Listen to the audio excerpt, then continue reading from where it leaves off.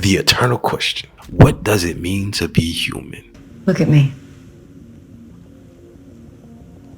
We're all just looking out for something real. Do I ponder this because I'm a deep, introspective soul, or because I watched Blade Runner 2049? It's set in a dystopian future. It presents a world where bioengineered beings, known as replicants, are almost indistinguishable from humans. These replicants were created for off-world labor, struggle for their freedom and identity in a society that views them as disposable. It's a philosophical expedition into the heart of what makes us tick, or in the place of replicants, what makes them beep. So picture Kay, our protagonist, grappling with the age-old question: who am I? It's a question that we have all faced. Usually it's around 3 a.m. or at an existential expedition to the grocery store. His journey from potential chosen one to just another face in the crowd, he's having to realize that he is not the next Mozart. Kay's struggle with identity echoes a universal dilemma: the quest to be unique. In many ways, we can all be seen in this pursuit for specialness. But what if it's just an illusion, a cosmic joke? Kay has to grapple with this. It's heartbreakingly human. Consider Kay a replicant ensnared in identity crisis. His journey symbolizes the quintessential quest for individual significance in a world that often renders us as mere cogs in a machine. His character is a cerebral exploration of what defines us. Is it our memories, our actions, or maybe something more elusive?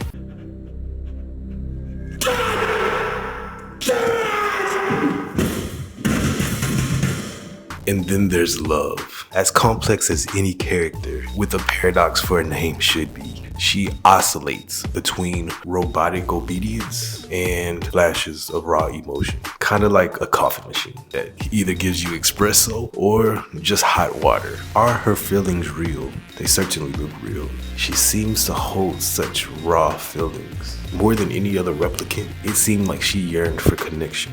Are her feelings real, or is she just really advanced at emotional autopilot? Love is a paradox wrapped in an enigma. She exhibits a spectrum of emotions. She challenges our preconceived notions of artificial intelligence. Her character begs the question: can the line between programmed emotions and genuine feelings ever be distinctively drawn? Or does it blur into a gray area of existential uncertainty? She's almost more human than the humans in her display of emotions. It's like she's trapped in a software update that never quite finished. Her character really makes me ponder. Are our emotions just sophisticated programs? Pre-installed software running in the background of our psyche? It is invigorating being asked personal questions. Makes one feel desire. Deckard drops this line: sometimes to love someone, you gotta be a stranger. That was a profound statement that encapsulates the dichotomy of intimacy and detachment. Love isn't just about the warm fuzzies. It's about tough choices. It's about eating salad when you really want a burger. It speaks to the sacrifices and secrets we keep for the greater good of our loved ones. Deckard's narrative arc brings to light the complexities of love and sacrifice. It's a contemplation on the sacrifices we make in the name of love, often unseen and unacknowledged. It's the dilemma of every secret superhero or anyone that has ate their loved one's last cookie and stayed silent. The unsung heroism of everyday life. And now moving on to Joy. She's like a high-tech echo.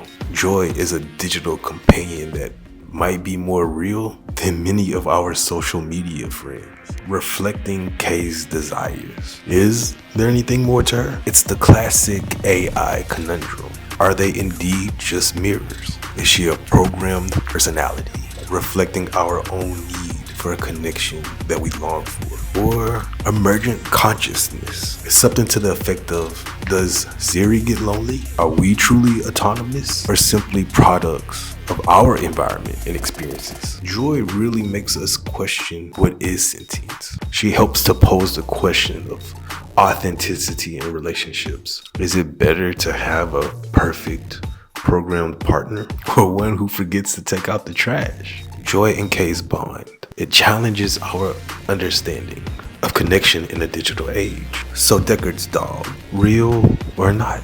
Our perception is our reality. The film toys with this idea. It really blurs the line between authentic and artificial.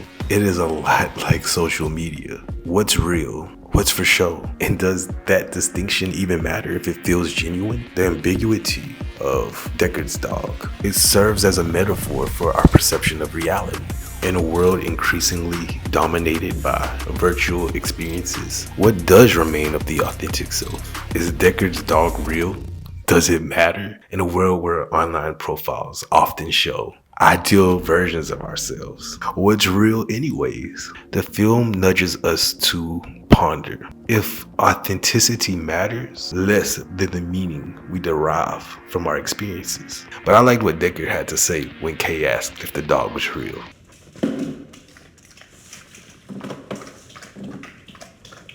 Is it real? I don't know. Ask him.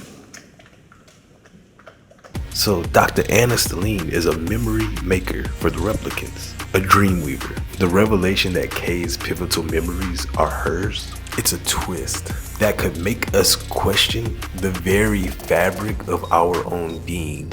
It's like finding out that your most cherished childhood memory was actually just an episode from Friends. Are we linked more deeply through shared experiences, even if they're not directly our own? Her role as a memory architect raises questions about the nature of memory and its impact on our identity. How much of what we remember is real, and how much of it is just a good story that we tell ourselves? They all think it's about more detail, but that's not how memory works.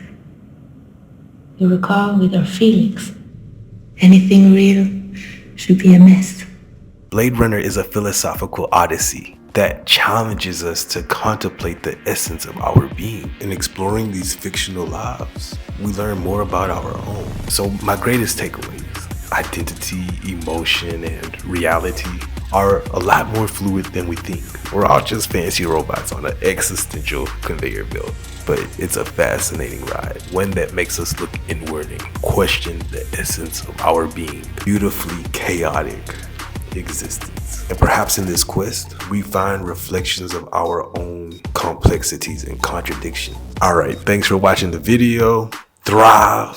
Let's go. I'm out.